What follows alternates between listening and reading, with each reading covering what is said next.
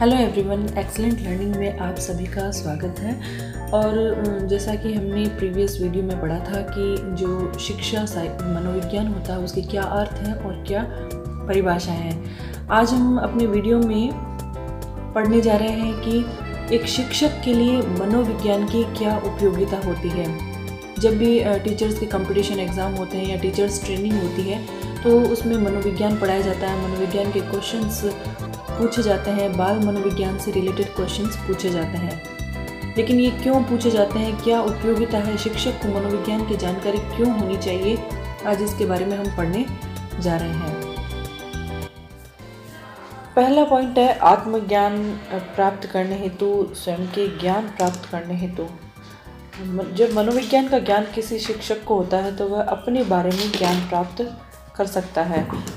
वह शिक्षक यह जान सकता है कि उसमें कौन कौन से गुण हैं और कौन कौन से अवगुण हैं और कौन कौन से गुण नहीं है, तो किन गुणों की उसे आवश्यकता है और किन गुणों के अभाव में क्या उसे नुकसान हो सकते हैं या विद्यार्थियों के शिक्षण में किस प्रकार से वह प्रभावी नहीं हो सकते हैं। तो शिक्षक अपने ही व्यवहार का, अपने स्वभाव का, अपने बुद्धि स्तर और अपनी अभियोग्यता, अभिरुचि है और इन सभी का ज्ञान प्राप्त कर सकता है। और ये तभी संभव है जब उस शिक्षक को मनोविज्ञान का ज्ञान हो। सेकंड है बालकों का ज्ञान, नॉलेज ऑफ चाइल्ड। यदि किसी शिक्षक को अपने सब्जेक्ट की कितनी भी नॉलेज हो, वह उसके प्रति कितनी भी योग्यता रखता हो, लेकिन यदि उसे छात्रों का ज्ञान नहीं है तो शिक्षण कार्य में बड़ी ही मुश्किलें आ सकती है। कोई भी विषय और उसके शिक्षण में योग्यता एक बात है, साथ ही दूसरी बात यह है कि जो छात्र पढ़ रहे हैं उनकी रुचियों और क्षमताओं के अनुकूल पढ़ाना बहुत ज़रूरी होता है। शिक्षक जब विद्यार्थियों को पढ़ाते हैं तो वे विद्यार्थी एक तरह से कच्चे माल की तरह होते हैं और शिक्षक अपने ज्ञान के द्वारा उन्हें एक जीवित तैयार माल की तरह उत्पादित करता है। और इस प्रक्रिया में उसे बहुत ही ध्यानपूर्वक उन्हें पढ़ाना पड़ता है, ध्यानपूर्वक उनका शिक्षण करना पड़ता है। इसके लिए ज़रूरी है कि उसे मनोविज्ञान का ज्ञान हो, क्योंकि शिक्षा देने से पूर्व छात्रों के व्यवहार और उनके पूर्व ज्ञान, उनके क्या मनोशारीरिक स्तर हैं, उनकी धारणाएं क्या है, वो किस बैकग्राउंड से आ रहे हैं, उनकी क्या योग्यताएं हैं, अभिरुचियां क्या है, अभिक्षमताएं क्या है उनकी, और क्या उनकी व्यक्तिगत विभिन्नताएं हैं, उनके आधार पर उसको शिक्षण करवाना होता है। और ये तब ही संभव है जब एक शिक्षक को मनोविज्ञान, बाल मनोविज्ञान का ज्ञान हो। बाल मनोविज्ञान का ज्ञान होगा तो इन चीज़ों को ध्यान में रखते हुए शिक्षण करवाएगा, और जब शिक्षण बच्चे की आवश्यकता के अनुरूप होगा तो निश्चित रूप से उनकी मूल प्रवृत्तियों का शोधन भी होगा, मार्गांतरीकरण भी होगा और जो शिक्षण है वह सफल रहेगा। और यह सब तब संभव है जब एक शिक्षक को मनोविज्ञान का ज्ञान हो। नेक्स्ट है पाठ्यक्रम निर्माण के लिए। करिकुलम का निर्माण करने के लिए भी एक शिक्षक को मनोविज्ञान का ज्ञान होना ज़रूरी होता है, क्योंकि बालक जो होता है वो विभिन्न रुचियों, प्रवृत्तियों और आवश्यकताओं वाले होते हैं। और किस स्तर के बच्चों के लिए पाठ्यक्रम का निर्माण किया जा रहा है, कौन सी कक्षा के लिए पाठ्यक्रम का निर्माण किया जा रहा है, या कौन सी अवस्था के बालकों के लिए पाठ्यक्रम का निर्माण किया जा रहा है, तो इन पाठ्यक्रमों के निर्माण करते वक्त एक शिक्षक को इस बात की जानकारी होना बहुत ज़रूरी है, उसकी बालकों की रुचियाँ, प्रवृत्तियाँ, आवश्यकताएं और उनकी अवस्थाओं के बारे में। और ये तभी संभव है जब एक शिक्षक को मनोविज्ञान का ज्ञान हो। मनोविज्ञान का ज्ञान होने से जो अध्यापक है वो विभिन्न अवस्थाओं के बच्चों के लिए पाठ्यक्रम का निर्माण कर सकता है। और इसी संदर्भ में स्किनर ने कहा था कि उपयोगी पाठ्यक्रम बालकों के विकास, व्यक्तित्व, विभिन्नताओं, प्रेरणा, मूल्यों और सीखने के सिद्धांतों के अनुसार मनोविज्ञान पर आधारित होना आवश्यक होता है, तभी बच्चे उसका ज्ञान प्राप्त कर पाते हैं। नेक्स्ट पॉइंट है शिक्षण पद्धतियों के ज्ञान के लिए भी एक शिक्षक को मनोविज्ञान का ज्ञान होना ज़रूरी है। केवल पाठ्यक्रम ही बाल मनोविज्ञान के अनुसार नहीं होना चाहिए, बल्कि ये भी ज़रूरी होता है कि जो पाठ्यक्रम बनाया गया है उनको बच्चों के सामने कौन सी शिक्षण पद्धतियों के अनुसार प्रस्तुत किया जाना है। पाठ्यक्रम को मनोवैज्ञानिक ढंग से छात्रों के सामने प्रस्तुत करना होता है और कोई भी शिक्षक छात्रों के सामने तब तक यह सफलतापूर्वक कार्य नहीं कर सकता है जिसे बाल मनोविज्ञान का ज्ञान नहीं हो।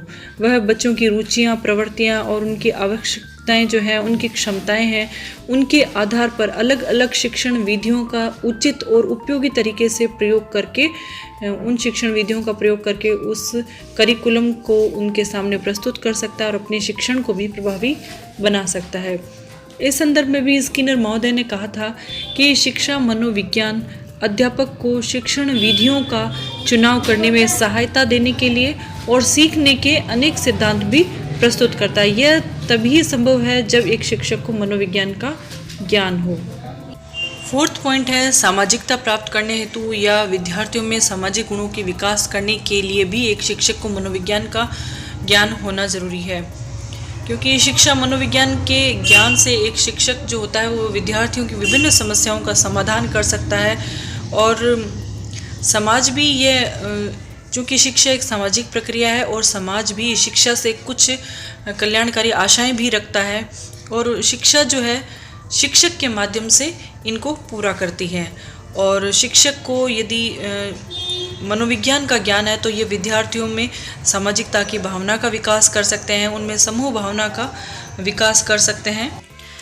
अनुशासन में सहायता नेक्स्ट पॉइंट है। यदि एक शिक्षक को शिक्षा मनोविज्ञान का ज्ञान है तो वह उसे अनुशासन को स्थापित किए रखने के लिए जो नई विधियां हैं उसके बारे में बताता है। और जैसे कि आजकल हम देखते हैं कि शिक्षक के सामने बहुत बड़ी समस्याएं होती, बहुत बड़ी चुनौतियां होती, छात्र असंतोष का सामना करना पड़ता है, उन्हें अनुशासनहीनता के माहौल का सामना करना पड़ता है। तो कक्षा के अंदर अनुशासन को कैसे स्थापित करें, उनके अंदर जो असंतोष है या कोई अन्य मनोवैज्ञानिक समस्याएं हैं तो उनका निवारण कैसे किया जाए, यह तभी संभव है जब मनोविज्ञान का ज्ञान शिक्षक को होगा। वह बच्चों की समस्याओं को समझेगा, उसके कारणों को समझेगा, कारण का निवारण करेगा, तभी वह अनुशासन स्थापित कर सकता है या विद्यार्थियों के अंदर जो असंतोष है, जो परेशानी है, उसका वह मनोवैज्ञानिक रूप से उस समस्या का समाधान कर सकता है। तो यह भी तभी संभव है जब शिक्षक को मनोविज्ञान का ज्ञान हो। और इस संदर्भ में मनोविज्ञानी की जो है मेलवी, उन्होंने लिखा है कि जो शिक्षक अपने छात्रों की रुचि के अनुसार शिक्षा देते हैं उनके सामने अनुशासन की कठिनाइयाँ बहुत कम आती है। जब हम पाठ्यक्रम, शिक्षण विधियाँ और शिक्षण सामग्री में सुधार करते हैं तब हम अनुशासन की समस्याओं का पर्याप्त समाधान कर देते हैं और उनका अंत कर देते हैं। यानी कि मेलवी के अनुसार जब अनुशासन संबंधी समस्या आती है तो उसका निवारण करने के लिए हम छात्रों को उनकी रुचि के अनुसार शिक्षा दें और पाठ्यक्रम है, शिक्षण विधियां हैं, शिक्षण के अंतर्गत जो सामग्री प्रयोग में ली जा रही है उसमें भी हम आवश्यकता अनुसार सुधार करके इन समस्याओं का हम समाधान कर सकते हैं। 7वां पॉइंट है बालकों की व्यक्तिगत विभिन्नताओं का ज्ञान। जब एक शिक्षक कक्षा में बच्चों को पढ़ाता है तो प्रत्येक बच्चे में व्यक्तिगत विभिन्नता पाई जाती है। प्रत्येक बालक है, उसकी रुचि, योग्यता, क्षमता, उसमें अंतर होता है। तो शिक्षक जो होता है उसको उनके अनुसार ही अध्यापन जो है वह करवाना पड़ता है। और मान लीजिए कोई चैप्टर है वह शिक्षक के द्वारा पढ़ाया जा रहा है तो शिक्षक जो है उस अध्याय के लिए पाठ योजना का निर्माण भी अलग अलग लेवल के बच्चों के लिए अलग अलग प्रकार से करता है।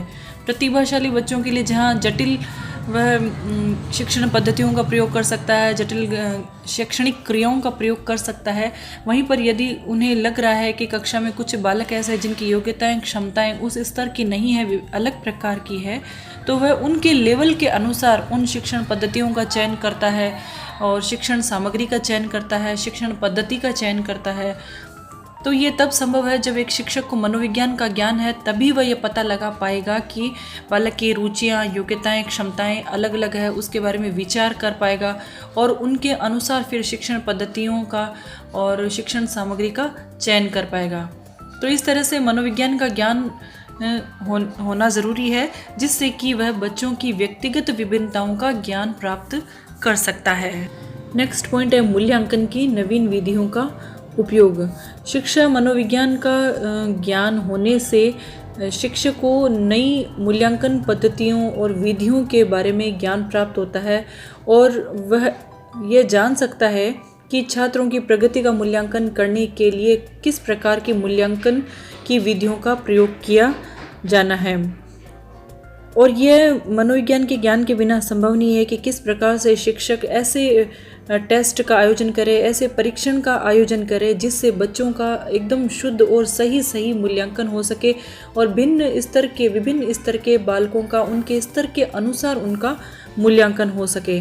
तो यह तभी संभव है जब एक शिक्षक को मनोविज्ञान का ज्ञान हो और वह प्रत्येक बच्चे के व्यवहारगत जो भी परिवर्तन होते हैं उनकी योग्यताओं, क्षमताओं और सीखने के स्तर के आधार पर उनका मूल्यांकन कर सकता है मनोविज्ञान के ज्ञान के आधार पर।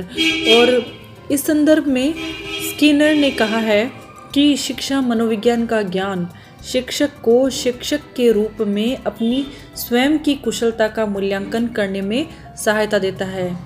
मनोविज्ञान का ज्ञान होने से शिक्षक को पता चलता है कि वह कितना कुशल है, उसने जितना बच्चों को पढ़ाया है। मूल्यांकन से पता चलता है कि बच्चों ने कितना सीखा है। तो शिक्षक के द्वारा सिखाना और बच्चों के द्वारा सीखने में जितना ज़्यादा अंतर होगा उतना ही शिक्षक को अपने बारे में मनन करने के लिए, चिंतन करने के लिए बाध्य कर देता है कि उसे किस प्रकार से अपनी शिक्षण पद्धतियों में, शिक्षण सामग्री के चयन में सुधार करना है। और यह तभी संभव है जब शिक्षक को मनोविज्ञान का ज्ञान हो। तो इसके लिए भी मनोविज्ञान का अध्ययन करना शिक्षक के लिए ज़रूरी हो जाता है।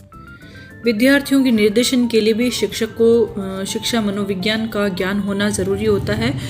जब विद्यार्थी अध्ययन कर रहे होते हैं तो उस दौरान कई प्रकार की समस्याओं से, वे मानसिक समस्याओं से भी ग्रसित हो सकते हैं। कई प्रकार की उलझनें उनके मन में होती है। उसके अलावा जब उन्हें व्यावसायिक जो कोर्सेज होते हैं उनका चयन करना होता है तब भी एक असमंजस की स्थिति उनके सामने होती है।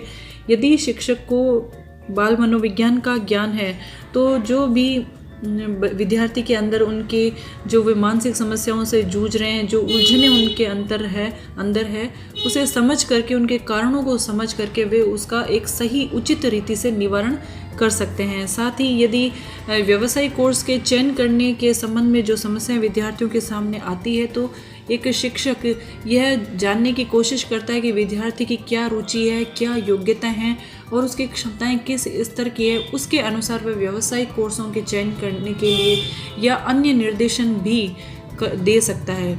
लेकिन यह तभी संभव है जब एक शिक्षक को मनोविज्ञान का ज्ञान हो। तो छात्रों के निर्देशन करने के लिए भी, उनकी गाइडेंस करने के लिए, काउंसलिंग करने के लिए भी मनोविज्ञान का ज्ञान होना बहुत ज़रूरी होता है।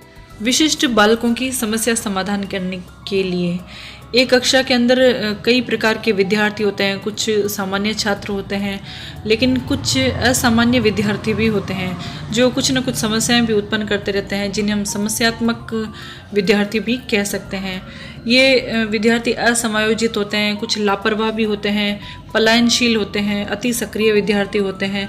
तो और कुछ विद्यार्थी तो कई अपराधों तक में भी लिप्त रहते हैं। तो ऐसे विद्यार्थियों को सुधारने के लिए अध्यापक के सामने एक बहुत बड़ी समस्या होती है। तो इनका जो सुधार होता है वह एक उचित रीति से किया जाना ज़रूरी होता है। इनकी उचित रीति से काउंसलिंग की जानी ज़रूरी होती है, सही मार्गदर्शन किया जाना ज़रूरी होता है। यदि ऐसा नहीं किया जाता है तो इसके परिणाम बहुत ही नकारात्मक हो सकते हैं। और यह सुधार कार्य जो है, शिक्षक को यदि मनोविज्ञान का ज्ञान नहीं है तो वह उचित रीति से नहीं कर पाने के कारण असफल भी हो सकता है। तो ऐसी समस्याओं का सुधार करने के लिए ज़रूरी है कि एक शिक्षक को मनोविज्ञान का ज्ञान हो। सो स्टूडेंट्स, आज के वीडियो में हमने समझा कि एक शिक्षक को मनोविज्ञान का ज्ञान होना क्यों ज़रूरी होता है, क्यों टीचिंग के जो ट्रेनिंग्स होते हैं उसके अंदर मनोविज्ञान पढ़ाया जाता है, या जो भी कॉम्पिटिशन्स एग्ज़ाम होते हैं उसके अंदर मनोविज्ञान के क्वेश्चंस या सिलेबस में उन्हें वरीयता दी जाती है।